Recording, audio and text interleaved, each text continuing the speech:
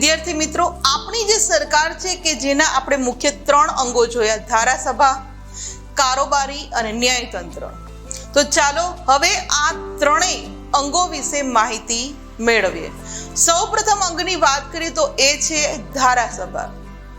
ભારત જે વિદ્યાર્થી મિત્રો આપણને ખ્યાલ છે કે લોકશાહી દેશ છે. શા માટે આપણે આપણા બંધારણ મુજબ ભારતને લોકશાહી દેશ કહીએ છીએ?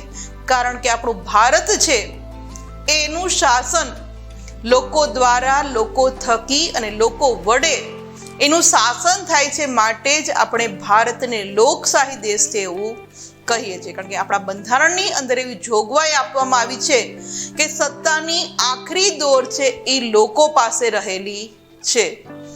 લોકોનું પ્રતિનિધિત્વ, એટલે લોકો છે એ શું કરે છે કે પોતાના મનપસંદ પ્રતિનિધિને ચૂંટણી દ્વારા ચૂંટણી કરી અને એને ચૂંટે છે અને આ જ પ્રતિનિધિ છે એ સંસદની અંદર જાય છે અને ત્યાં બહુમતી મેળવતો પક્ષ છે એ શાસન કરે છે. અને એ જ રીતે જે રીતે કેન્દ્રની અંદર, સંઘની અંદર, સંસદની અંદર આ રીતે પ્રતિનિધિત્વ થાય છે, એ જ રીતે ભારતની અંદર રહેલા દરેક રાજ્યમાં, એટલે કે રાજ્ય કક્ષાએ પણ આ રીતે વિધાનસભામાં સભ્યો છે એ સત્તા ધરાવતા હોય છે, શાસન કરતા હોય છે. અને ત્યાં પણ આ જ રીતે ચૂંટણી દ્વારા વિધાનસભાના સભ્યોની પણ ચૂંટણી થાય છે. દેશની મહત્વની અને સર્વોપરી સંસ્થા એ સંસદ છે. કારણ કે દરેક રાજ્યની અંદર વિદ્યાર્થી મિત્રો, રાજ્ય સરકાર છે એ પોતાના રાજ્ય પૂરતું જ સત્તા ધરાવે છે. જેમ કે ગુજરાતની સરકાર છે એ ગુજરાત પૂરતી જ સત્તા ધરાવે છે, પંજાબની સરકાર પંજાબ પૂરતી. પણ આપણા જે કેપિટલ છે, આપણું જે દિલ્હી, જે આપણી રાજધાની છે, ભારતની રાજધાની કહેવાય છે, એની અંદર રહેલ આપણી સંસદમાં જે કેન્દ્ર સરકાર છે એ આખા દેશની ઉપર સર્વોપરી સત્તા ધરાવે છે. માટે જ એને સંસદને આપણે મહત્વની અને સર્વોપરી સંસ્થા કહીએ છીએ. સંસદની અંદર કોનો સમાવેશ થાય છે? વિદ્યાર્થી મિત્રો, આપણને સવાલ થાય કે આપણા દેશની અંદર જે સંસદની વાત કરીએ તો સંસદની અંદર કોણ હોય છે? તો સંસદમાં સૌથી ઉપર સર્વોપરી હોય છે રાષ્ટ્રપતિ, ઉપરાષ્ટ્રપતિ, રાજ્યસભા અને લોકસભાનો સમાવેશ છે આ સંસદની અંદર થાય છે. જે આપણે સંસદની વાત કરીએ છીએ, જે આપણા દિલ્હીની અંદર આવેલી છે, આ ઇમેજની અંદર આપણે જોઈ શકીએ છીએ. આગળ વાત કરીએ વિદ્યાર્થી મિત્રો, ધારાસભાના પણ 2 પ્રકાર છે. આપણી જે ધારાસભા છે એના 2 પ્રકાર છે. પહેલું છે એ એકગૃહી ધારાસભા અને બીજું છે એ દ્વિગૃહી ધારાસભા. એકગૃહી ધારાસભાની વાત કરીએ તો જ્યાં ધારાસભા એક જ ગૃહની બનેલી હોય છે માટે એને એકગૃહી ધારાસભા કહેવામાં આવે છે.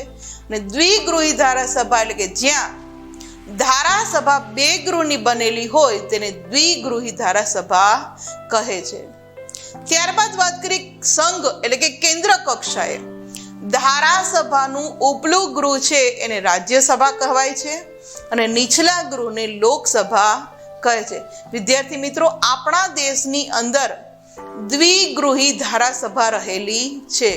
વિશ્વના ઘણા એવા દેશ છે કે જ્યાં એક જ ગૃહી છે, પણ આપણા દેશની અંદર દ્વિગૃહી એટલે કે 2 ગૃહ ધરાવતું આપણું સંસદ છે કે જેની અંદર ઉપલું ગૃહ એટલે રાજ્યસભા અને નીચલું ગૃહ એટલે લોકસભા.